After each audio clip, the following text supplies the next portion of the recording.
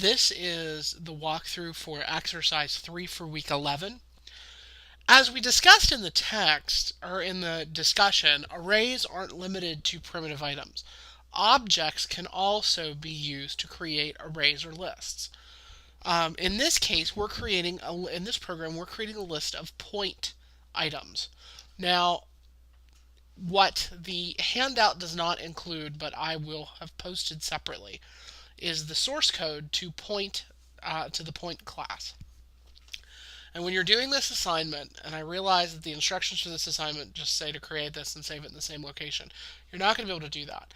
Instead, what I want you to do is create a project called point, create a main class name of point array, and create a Java class called point, and I will include the source code for you in Blackboard.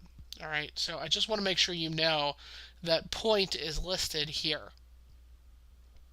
And we've got a toString method, an equals method, as well as a setX, setY, getX, getY, number of objects, as well as a couple of different point constructors available to us.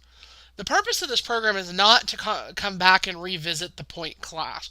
The purpose of this program is to take a class that you're already familiar with and create a list of point objects.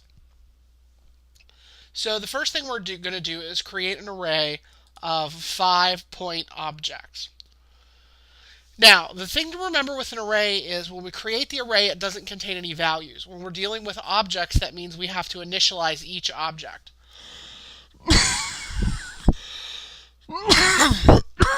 Excuse me.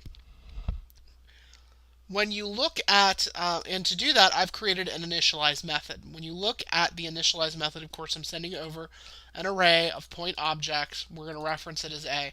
This is where we're going to take advantage of the fact that the array is passed by reference rather than passed by value. We're going to loop through each item in the list, and for each item, we're going to create a new point using the constructor where I provide one value that is used for the x and y. And so whatever the value of the index is, we're going to use that for both x and y. Then we're going to display the array. And to display the array, of course, I'm going to call the toString function of each point object to describe each point on the screen. Let's take a quick look. Let's execute this program and take a quick look at the results. So if we look at this, and what we're seeing is the results of display array. We've gone through and created a list of points. The first point has an x coordinate and y coordinate of 0. The second point has an x and y coordinate of 1. The third has an x and y coordinate of 2. The fourth has an x and y coordinate of 3. And the fifth has an x and y coordinate of 4. The thing that we're trying to do here, the thing that I'm trying to make you understand with this is not so much, again, concentrating on the point array itself. What I'm trying to show you here is that when you're using objects, like point objects, or maybe you've got an array of text fields, or an array of checkboxes, or an array of houses, or an array of bicycles, or an array of computers,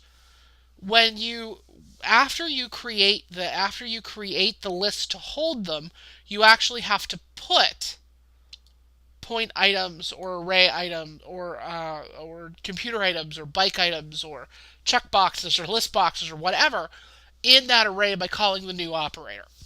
That is extraordinarily important, and I can't stress that enough. Otherwise, the location of the item will not store anything, and it will be null. And if you try to use it, your program will throw an error. Of course, when you're printing, should you decide to display the contents of the array, you're going to have to decide what in that object is worth displaying. Can I use the toString method? Do I need to create my own output for each item? That's up to you. You're going to have to make that decision based on what you're using. In the case of the point, we had a great little toString method that adequately described the object created from the class. So we went ahead and used it. You're not always going to have that capability. That is pretty much it for exercise 3. Let's move on to exercise 4 now, where we can take a look at what a good and bad copy look like. Of course, if you have any questions, feel free to let me know. Simbeck at ccac.edu, and thank you for watching exercise 3.